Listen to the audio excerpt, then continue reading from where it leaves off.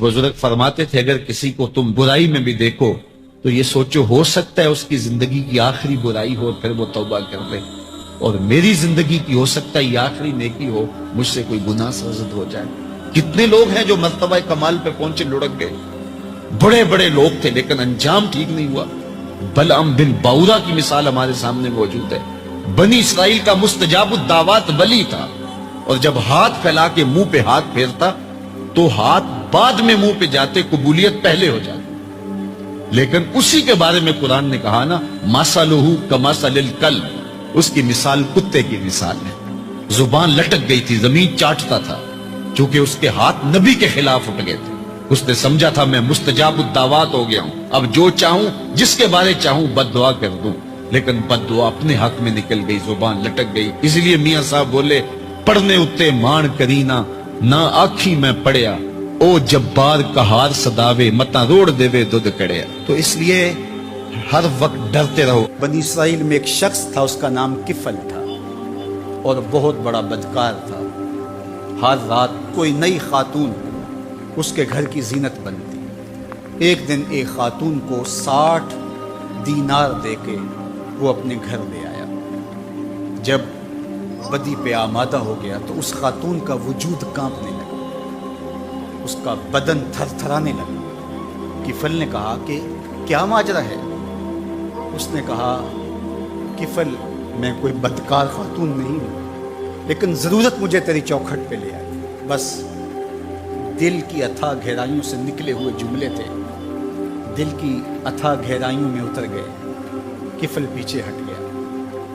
मेरे और आपके आका मौला फरमाते हैं कि किफल का उसी रात इंतकाल हो गया। लोग जब सुबह गए तो किफल के दरवाजे पे लिखा हुआ था, इन्नल्लाह कद गफरा लिकिफल, अल्लाह ने किफल को माफ़ कर दिया, अल्लाह ने उसकी बख्शिश और मग़फ़रत फरमा दी। गुनाह को तर्क करने वाला, इरादे से बाज आ जाने वाला अल्लाह को कितना महबूब होता है।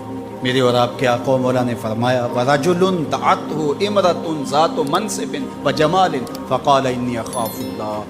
वो शख्स जिसको किसी खातून ने दावत गुनाह दी, या खातून है उसको मर्द ने दावत गुनाह दी, और उसने क्या कहा, इन्नी अख़ाफ़ुल्लाह, मैं अल्लाह से डरता हूँ, या खातून ने कहा मैं अल्लाह से डरती हूँ। तो मेरे और आपके आका मौला फरमाते हैं, क़यामत के दिन जब कोई साया नहीं होगा, अल्लाह उसको अपने अर्श का ठंडा साया अता फरमाएगा। कितनी बड़ी बात है।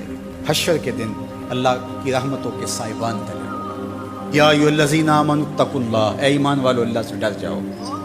वल तंजुर नफ्सुम मा क़द्दमत लिग़द, और हर जान ये देखे उसने आने वाले कल के लिए आगे क्या भेजा है। हुज़ूर अलैहिस्सलाम ने इरशाद फरमाया, हज़रत अबू हुरैरा रज़ियल्लाहु ताला अन्हु से मरवी है कि जब कोई शख्स फौत होता है तो लोग कहते हैं इसने पीछे क्या छोड़ा, फरिश्ते कहते हैं इसने आगे क्या भेजा। लोग तो हिसाब करते हैं ना, कितनी फैक्ट्रियाँ छोड़ी, कितना बैंक बैलेंस, कितनी जायदाद, कितने मुरब्बे, कितनी ज़मीनें, लेकिन फरिश्ते कहते हैं इसने आगे क्या भेजा।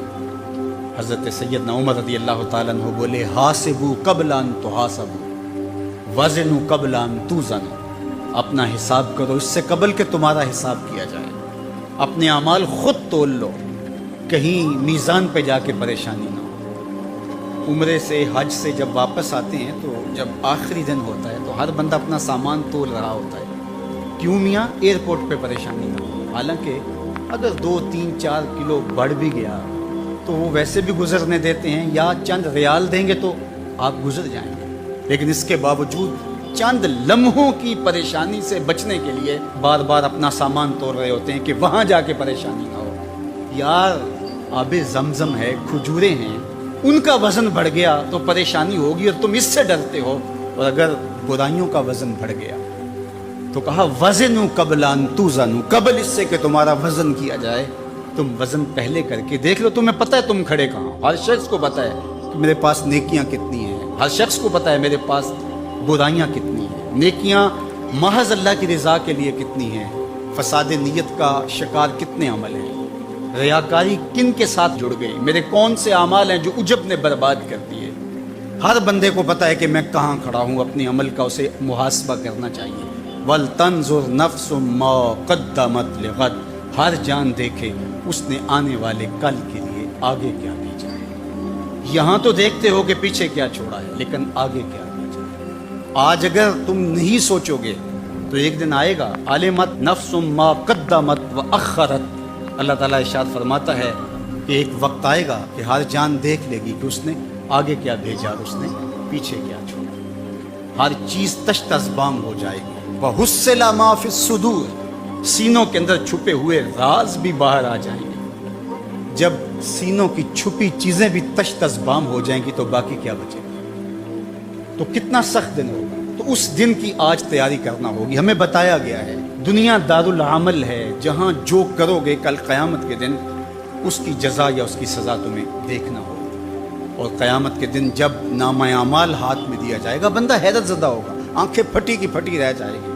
ما لہذا الکتاب لا یغادر صغیرۃ ولا کبیرۃ الا احصاها۔ ہائے اس کتاب کو کیا ہو گیا، اس نے چھوٹی بڑی کوئی بات نہیں چھوڑی، سب کچھ لکھ دیا۔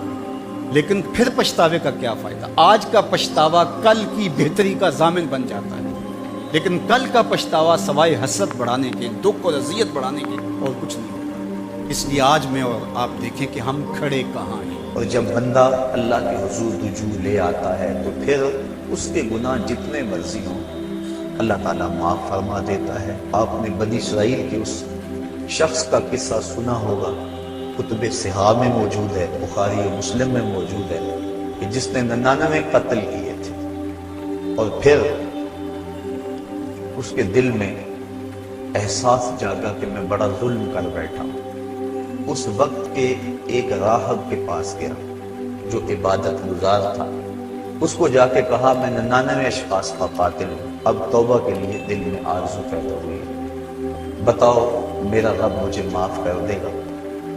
تو اس نے کہا نہیں، اتنے قتل اور معافی یہ کیسے ہو سکتا، کیونکہ وہ خشک زاہد تھا، علم کے نور سے مالا مال نہیں تھا۔ اس نے کہا نہ معافی نہیں۔ اس نے کہا جب معافی نہیں ہے تو پھر 99 کیا اور 100 کے؟ اس نے اس کو بھی قتل کر دیا، اور حدیث میں آتا ہے 100 کی تعداد پوری ہو گئی، لیکن دل میں جو امنگ پیدا ہوئی تھی، تڑپ تھی، وہ بدستور موجود تھی، وہ اس کو چین سے نہیں بیٹھنے دے رہی تھی۔ پھر کسی کے پاس گیا، مجھے بتاؤ میں توبہ کرنا چاہتا ہوں، کوئی راستہ بتاؤ۔ کسی نے کہا فلاں بستی میں اللہ کے کچھ بندے رہتے ہیں، تو جا ان کے پاس چلا جا اور ان کے ساتھ مل کے عبادت کر، اللہ تیرے گناہوں کو معاف فرما۔ جہاں اللہ والے ہوں وہاں اللہ کی رحمتیں برستی، اور اہل اللہ کے قریب جا کے توبہ کریں تو توبہ جلد قبول ہوتی۔ ایک بزرگ فرماتے ہیں کہ میں جا رہا تھا بازار میں تو ایک شرابی نالی میں گرا ہوا تھا، مجھے ترس آیا، میں نے شفاف پانی منگوایا اور اس کو نالی سے اٹھوا کر اس کا منہ دھویا۔ انسان ہے اور یہ گندی نالی کے اندر گرا ہوا اور گندا پانی اس کے منہ سے لگ لگ کے گزر رہا ہے، مجھے ترس آیا اس پر، میں نے اس کا منہ دھو دیا، پھر میں چلا گیا۔ تہجد کے وقت جب میں مسجد میں گیا تو کیا دیکھتا ہوں کہ وہ شرابی مصلی پہ کھڑا ہے۔ میں نے کہا مالک یہ شرابی اور میں اس کو مصلی پہ دیکھ رہا ہوں؟ کہا میرے بندے تو نے اس کا منہ دھو دیا تھا، میں نے اس کا دل دھو دیا۔ تو اللہ کے حضور جب بندے اس کے بندوں کی وساطت سے آتے ہیں تو پھر کرم اور دوبالا ہو جاتا ہے۔ تو توبہ میں اہل اللہ کی صحبت کی بڑی اہمیت ہے۔ تو وہ بندہ جس نے 99 اشخاص کا قتل کیا تھا وہ اللہ والوں کی بستی کی سمت چل پڑا۔ ابھی کچھ فاصلہ طے ہوا تھا کہ موت کا وقت مقرر ہے، موت آ گئی، جنت کے فرشتے بھی آ گئے، جہنم والے فرشتے بھی آ گئے، دونوں کا تقاضا تھا کہ یہ ہمارا ہے۔ جنتیوں کی دلیل یہ تھی کہ توبہ کرنے جا رہا ہے، جہنمی کہتے تھے کہ ابھی پہنچا نہیں ہے، ابھی اس نے توبہ کی نہیں ہے، ابھی تو محض ارادہ اور عزم ہے، 100 اشخاص کا قاتل ہے، ہم ان بدبودار ٹاٹوں میں لپیٹ کر اس کی روح کو سجین میں لے جائیں گے۔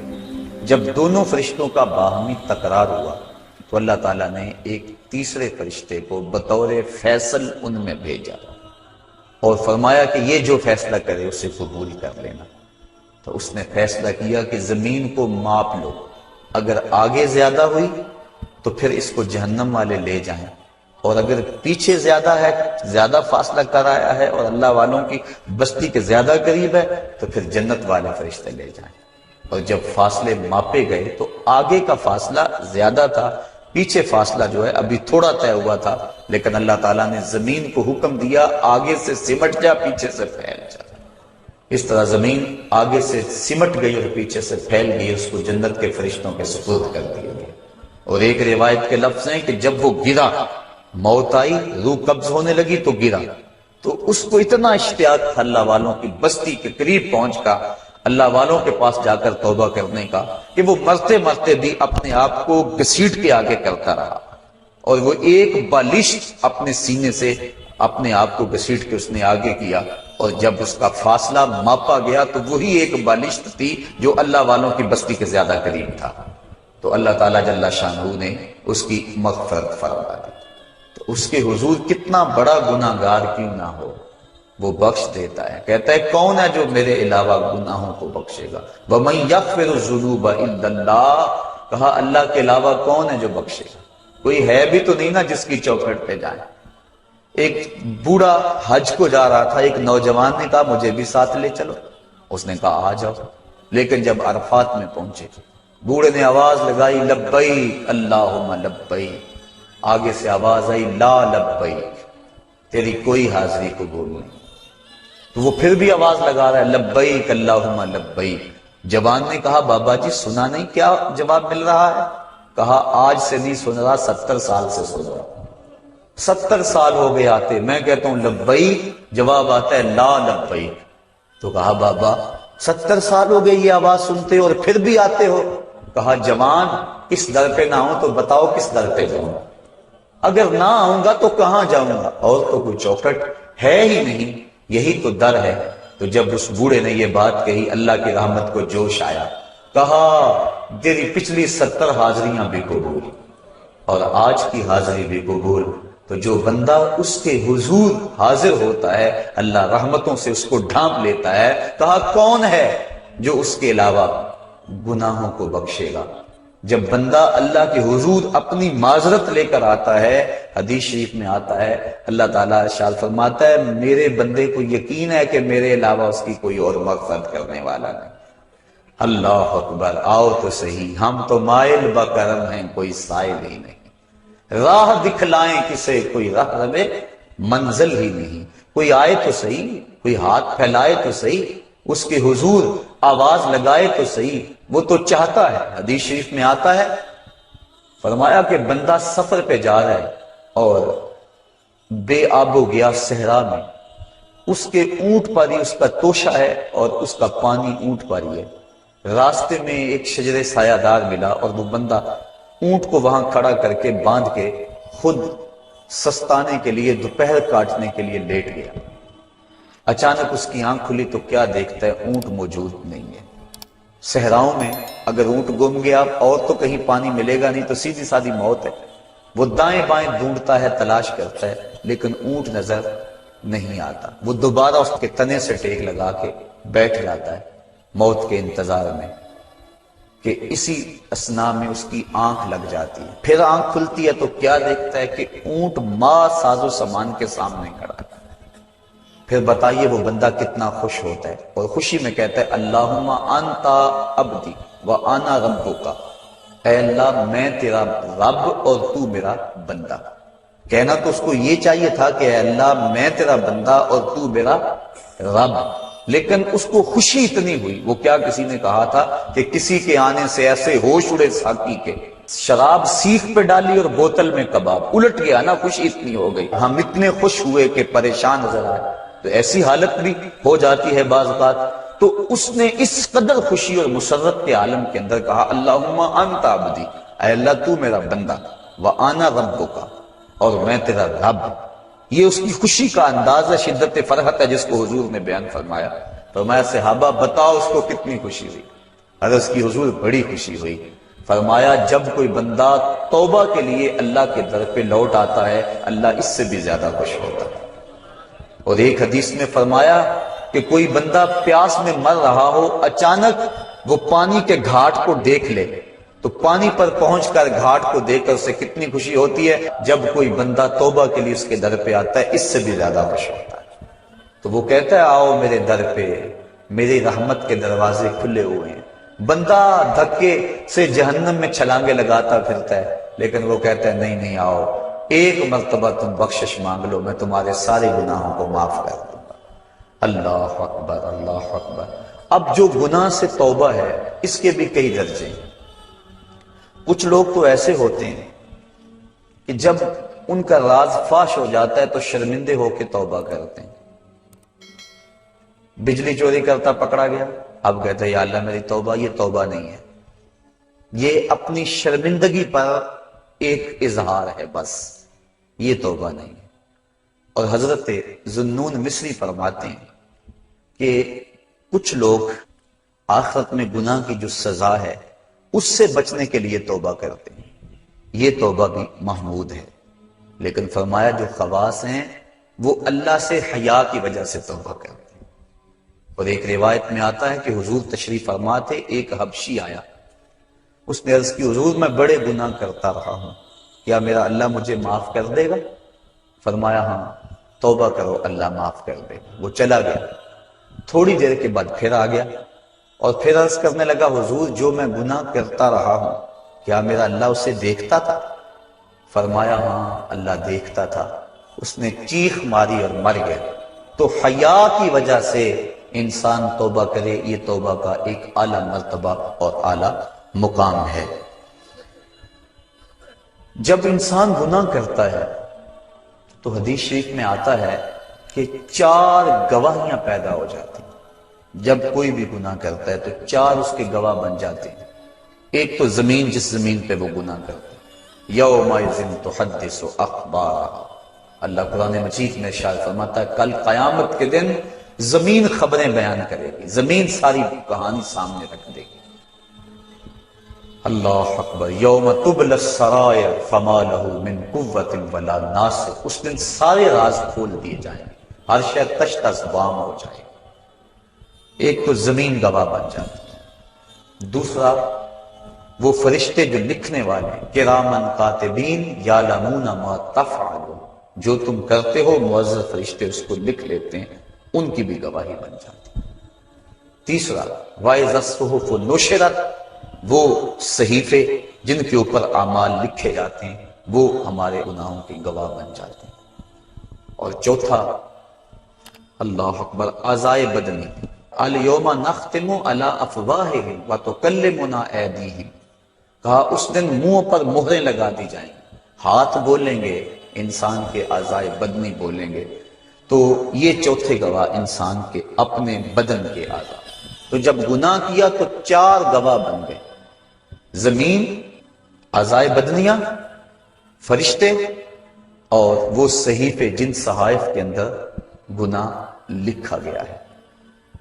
لیکن جب بندہ توبہ کرتا ہے، حدیث میں آتا ہے اذا تاب العبد انسى الله الحفظة ذنوبه وانسى ذلك جوارحه ومعالمه من الارض حتى يلقى الله وليس عليه شاهد من الله بذنب، اور اگر توبہ کر لیتا ہے تو پھر اعضاء بھی بھول جاتے ہیں، فرشتے بھی بھول جاتے ہیں، نامہ اعمال بھی بھول جاتا ہے، حتیٰ کہ اللہ کے حضور اس کے گناہ کی گواہی دینے والا کوئی بھی موجود نہیں ہوتا۔ بعض صوفیاء اور بزرگوں نے کہا ہے کہ توبہ کی قبولیت یہ ہے کہ انسان اپنے گناہوں کو خود بھی بھول جائے، اور بعض نے کہا کہ نہیں، ان کو یاد رکھے، کیونکہ یاد رکھنا اس کو توبہ کا تکرار دیتا رہے گا۔ ایک بزرگ سے کسی نے پوچھا کہ گناہ کیا ہے اور توبہ کیا ہے؟ وہ کہنے لگے ایک گناہ کیا تھا 70 سال ہو گئے اس کی توبہ کر رہا۔ جب جوان جوانی میں توبہ کرتا ہے تو حدیث شریف میں آتا ہے کہ ان اللہ یحب الشاب التائب، اللہ تعالیٰ جو جوان جوانی میں توبہ کرتا ہے اس کو بہت زیادہ پسند فرماتا ہے۔ اور ایک روایت کے لفظ ہیں کہ جوانی میں توبہ کرنے والے سے بڑھ کر اللہ کا محبوب کوئی نہیں، اور بڑھاپے میں گناہوں پر اصرار کرنے والے سے بڑھ کر اللہ تعالیٰ کا مبغوث کوئی نہیں ہے۔ سب سے زیادہ ناراض اللہ اس بندے پہ ہوتا ہے جو بڑھاپے کے باوجود بھی گناہ نہیں چھوڑتا، اور سب سے زیادہ اللہ تعالیٰ خوش اس بندے پہ ہوتا ہے جو جوانی کے اندر توبہ کرتا ہے. اور ایک روایت میں آتا ہے جب جوان توبہ کرتا ہے تو اللہ کا عرش خوشی سے جھوم اٹھتا ہے. اور ایک روایت کے لفظ ہیں وَشَابٌ نَشَأَ فِي عِبَادَةِ اللَّهِ، وہ جوان جس کی جوانی اللہ کی عبادت میں گزرے. فرمایا کل قیامت کے دن جب کوئی سایہ نہیں ہوگا اللہ اس شخص کو اپنے عرش کا ٹھنڈا سایہ نصیب فرمائے. آؤ اس کے در پہ آؤ، توبہ کا دروازہ کھلا ہوا ہے. حضور نے ارشاد فرمایا جتنی دیر تک سورج مغرب سے طلوع نہیں ہوتا توبہ کا دروازہ کھلا رہے گا. اللہ کے حضور گڑ گڑاؤ، اپنے گناہوں کی معافی مانگو. 2 قطرے ایسے ہیں جو رائے گاہ نہیں جاتے اور اللہ کے بڑے محبوب ہیں. ایک وہ قطرہ جو خوف خدا سے آنکھوں سے ٹپکتا ہے، اور حدیث میں آتا ہے گناہ گار کی آنکھ کا پانی اللہ کے غصے کی آگ کو ٹھنڈا کر دیتا ہے. اور دوسرا وہ قطرہ جو اللہ کے راستے کے اندر بہتا ہے، خون کا وہ قطرہ اللہ کو بہت زیادہ محبوب ہے. تو وہ آنکھ جو اللہ کے خوف میں روتی ہے، جس کو اللہ کے خوف نے رلا دیا، لا خیر فی عین لا تبکی من خشیت اللہ، اس آنکھ میں کوئی بھلائی نہیں ہے جو اللہ کے خوف میں روتی نہیں. اور وہ آنکھ جو اللہ کے خوف میں روتی ہے، حدیث میں آتا ہے اگر کوئی شخص خوف خدا میں رویا اور اس کی آنکھ کے جو بال ہیں پلکوں کے، ان میں سے ایک بال کی جڑ بھی بھیگ گئی، قیامت کے دن اگر اس شخص کو جہنم کا حکم ہوا تو وہ بال کھڑا ہو جائے، عرض کرے گا یا اللہ یا مجھے نکال لے یا اسے جنت عطا کر دے. اور اللہ اس بال کو تو نہیں نکالے گا، لیکن جس کا بال ہوا اس کو اللہ جنت کا مسافر بنا دے گا.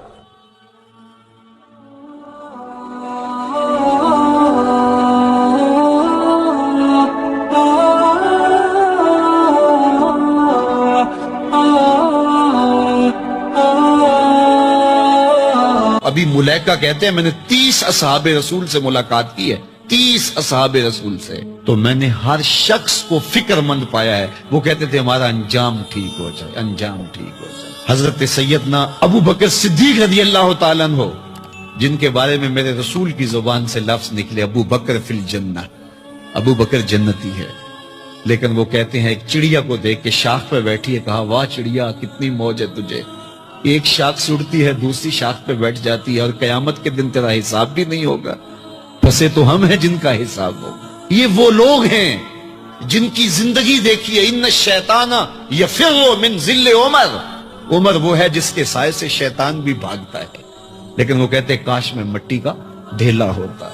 اللہ اکبر. یہ وہ لوگ ہیں جن کی زندگیاں تقوی سے عبارت تھی اور اللہ کی خشیت جن کے سینوں کا نور تھا اور باطن کا سرور تھا. ہمارے بہت سارے معاملے اور بہت ساری خرابیوں کی جڑ یہ ہے کہ ہم نے اس دنیا کو اوڑھنا بچھونا بنا لیا. ایسے اس دنیا میں ہم زندگی گزار رہے ہیں جس طرح ہم نے اس دنیا سے کبھی جانا ہی نہ ہو. اس لیے دنیا کی بے رغبتی، دنیا کی بے رغبتی کا مطلب یہ نہیں ہے کہ ترک دنیا کیا جائے.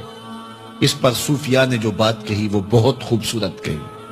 وہ کہتے ہیں کہ دنیا کے اندر ایسے رہو جس طرح کشتی پانی میں رہتی ہے، کہ کشتی پانی میں رہتی بھی ہے لیکن پانی کو اپنے اندر آنے بھی نہیں دیتی. تم دنیا میں رہو، دنیا تمہارے اندر نہ رہے.